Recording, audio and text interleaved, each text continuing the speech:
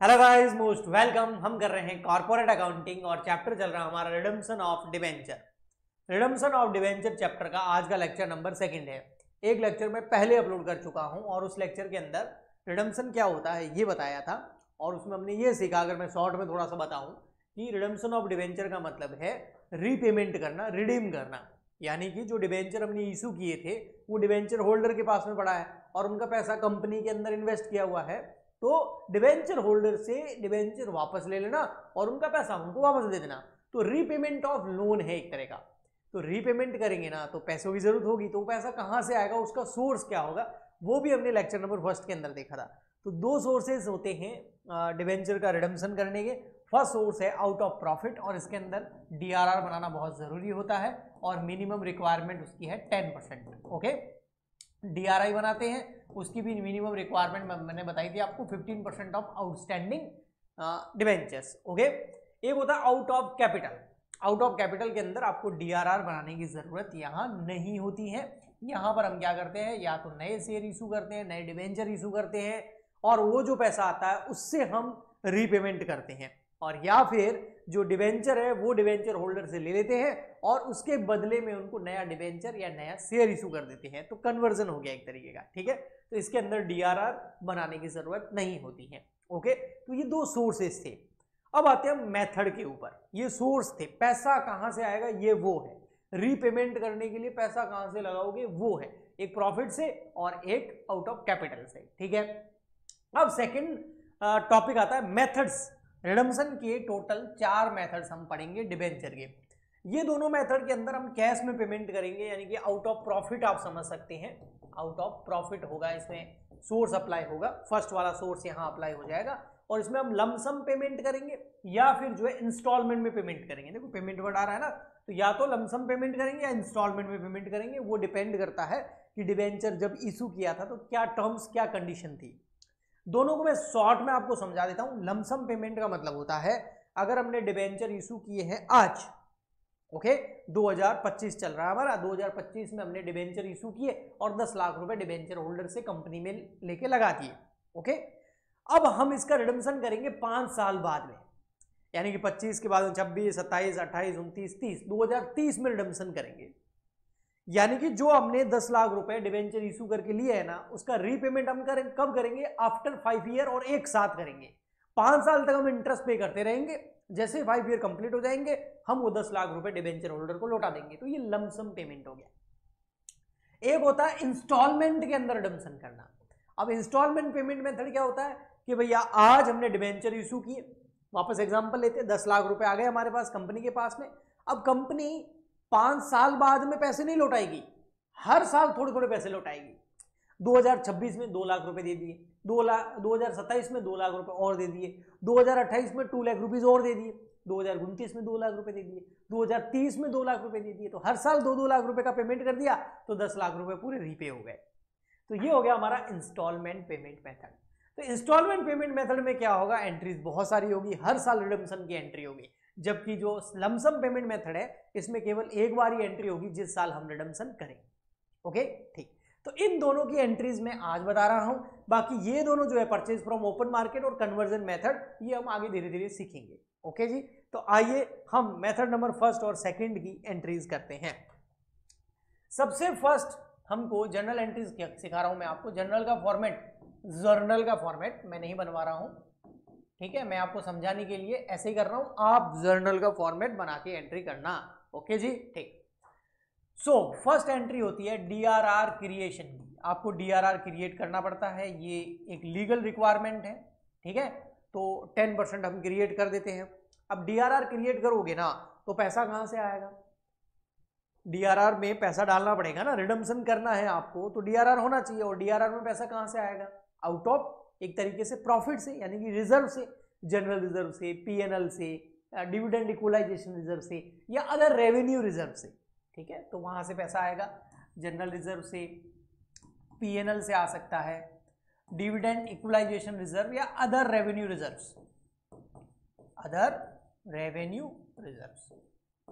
तो ये सारे अकाउंट क्या होंगे, डेबिट, क्योंकि ये सब रिजर्व एंड सरप्लस के अंदर आते हैं। आपको पता है ना, बैलेंस शीट के अंदर शेयर होल्डर फंड के अंदर शेयर कैपिटल और फिर होता है रिजर्व सरप्लस, यानी कि लाइबिलिटीज होती है, और इन लाइबिलिटीज से हम पैसा निकालेंगे तो ये लाइबिलिटी कम हो जाएगी। और मॉडर्न रूल आपको पता है, लाइबिलिटी कम होती है तो डेबिट करो और लाइबिलिटी बढ़ती है तो क्रेडिट करो। तो इन रिजर्व से पैसा निकाल करके एक नया रिजर्व हमने बना दिया जिसका नाम है DRR, डिवेंचर रिडम्पशन रिजर्व, उसमें हम पैसा ट्रांसफर कर देंगे। ये लीगल रिक्वायरमेंट है कि भैया आपको अगर रिडम्पशन करना आउट ऑफ प्रॉफिट तो आपको DRR बनाना पड़ेगा। मिनिमम कितना है 10%, और अगर आप पूरा का पूरा प्रॉफिट से ही कर रहे हो तो फिर कई बार 100% भी बना देते हैं, है ना। आउट ऑफ 100% आप यूज कर लो, वही लमसम पेमेंट मेथड के अंदर में ऐसा ही करेंगे, 100% DRR बना के पेमेंट कर देंगे। ओके, तो फर्स्ट है DRR क्रिएशन की एंट्री। सेकंड एंट्री होती है कि भैया चलो आपने DRR तो क्रिएट कर दिया, अब सेकंड एक लीगल रिक्वायरमेंट होती है, अगर आप इस साल के आखिरी में 31 मार्च 2026 को अगर आपको रिडम्पशन करना है, ठीक है, तो इस साल के स्टार्टिंग में आ जाओ। करंट ईयर कौन सा चल रहा है 25-26, अभी तो आपको जिस दिन मैं रिकॉर्ड कर रहा हूं उस दिन की बात कर रहा हूं। आज डेट है 13 अप्रैल, 13 अप्रैल को मैं ये रिकॉर्ड कर रहा हूं, तो 13 अप्रैल जो है ना, ये कौन सा ईयर है, ये करंट ईयर कौन सा है, 1 अप्रैल 2025 में स्टार्ट हुआ और 31 मार्च 2026 में जाके एंड होगा। तो 31 मार्च 2026 को क्या हमें कोई रिडम्पशन करना है, मान लेते हैं हाँ भाई करना है, 31 मार्च 2026 में हमें रिडम्पशन करना है, तो इस ईयर के स्टार्टिंग में आ जाओ, अप्रैल के मंथ में, अप्रैल मंथ के एंड डेट पे आ जाओ 30 अप्रैल, तो 30 अप्रैल को आपको DRI बनाना पड़ेगा। 30 अप्रैल 2025 को क्या बनाना पड़ेगा, DRI में पैसा डालना पड़ेगा। तो आप अमाउंट इन्वेस्ट करोगे ना, तो invest in DRI, investment in DRI, इसको कई बार DRI भी बोलते हैं और कुछ लोग DRRI भी बोलते हैं, मतलब डिबेंचर रिडम्पशन इन्वेस्टमेंट बोलो या डिबेंचर रिडम्पशन रिजर्व इन्वेस्टमेंट बोलो, एक ही बात है, ठीक है, तो कंफ्यूज मत होना। तो इसमें इन्वेस्ट करेंगे तो क्या होगा, ये तरी एसेट है हमारी, तो हमारा DRI अकाउंट क्या हो जाएगा, यानी कि डिबेंचर रिडम्पशन इन्वेस्टमेंट अकाउंट क्या हो जाएगा, डेबिट, ठीक है। और अगर DRRI लिखोगे तो यहां आ जाएगा debenture redemption reserve investment account debit. Okay, और 2 कर देंगे हम बैंक, क्योंकि भाई इन्वेस्ट करोगे तो पैसा तो बैंक से पैसा जाएगा। ओके, ये कितना करना है 15% ऑफ आउटस्टैंडिंग डिबेंचर, यानी कि 31 मार्च 2026 को जब ये ईयर एंड होगा उस दिन कितने अमाउंट के डिबेंचर का रिडम्पशन करना है, उसका 15% कम से कम आपको DRI में डालना होगा। ओके, ठीक, अब आ जाते हैं हम नेक्स्ट एंट्री पर। थर्ड एंट्री होगी भैया आपका डिबेंचर रिडम्पशन ड्यू करना है ना। तो आपका जब रिडम्पशन ड्यू हो जाएगा, क्या होगा, रिडम्पशन ड्यू करना है। अब इसमें मैं आपको 3 एंट्री बताऊंगा, रिडम्पशन ड्यू, यानी कि एक तरीके से आप समझोगे 31 मार्च आ गई है 2026 और अब हमको क्या करना है, रिडम्पशन, तो रिडम्पशन ड्यू होगा। अब रिडम्पशन जब ड्यू होगा ना, तो रिडम्पशन हम 3 तरीके से कर सकते हैं। एक तो हम डिबेंचर का रिडम्पशन करते हैं एट पार, ठीक है आपको अगर ये नोट्स चाहिए ना तो वो भी मिल जाएंगे, कहाँ मिलेंगे, इस वीडियो के अंदर ही मैं बता दूंगा आपको, तो आप बिल्कुल भी इस वीडियो को स्किप मत करना, पूरा देखना, तो आपको बता दूंगा मैं, ठीक है। ओके, एक तो होता है रिडम्पशन कर रहा मैं एट पार, इसमें क्या होगा, अब रिडम्पशन करोगे ना, यानी कि डिबेंचर होल्डर को आप पेमेंट करने वाले, तो डिबेंचर नाम की लायबिलिटी खत्म होने वाली है, तो डिबेंचर को कर दो डेबिट, तो आपके जो भी परसेंटेज डिबेंचर है वो हो जाएंगे डेबिट। अच्छा, पेमेंट अभी तक किया नहीं, अब करोगे, तो डिबेंचर होल्डर नाम की लायबिलिटी जनरेट कर दोगे। देखो, लायबिलिटी अगर कम होती है ना तो डेबिट करते हैं, और लायबिलिटी बढ़ती है तो क्रेडिट करते हैं। ये लायबिलिटी कम हो गई, ये डिबेंचर खत्म, उनको रीपेमेंट करने वाले हैं, तो अब डिबेंचर की लायबिलिटी रहेगी नहीं, लेकिन अभी तक रीपेमेंट किया नहीं है तो ये नई लायबिलिटी आ गई। ओके, ये मॉडर्न रूल होता है एसेट लायबिलिटी का। कई बार हम करते हैं on premium, redemption on premium, तो उस केस में क्या होगा, परसेंटेज डिबेंचर अकाउंट डेबिट। एक चीज और होगी, premium on redemption of debenture, redemption of debenture account debit to debenture holder. कहने का मतलब यहां 10 लाख रुपए देने हैं, यहां 10 लाख रुपए डिबेंचर के और मान लेते हैं 10% प्रीमियम के, तो 1 लाख रुपए, टोटल 11 लाख रुपए देने हैं। तो 10 लाख रुपए की व्यवस्था तो कहां से हो जाएगी, आउट ऑफ प्रॉफिट से, और ये प्रीमियम की व्यवस्था ये बेटा हम पहले ही कर चुके होते हैं।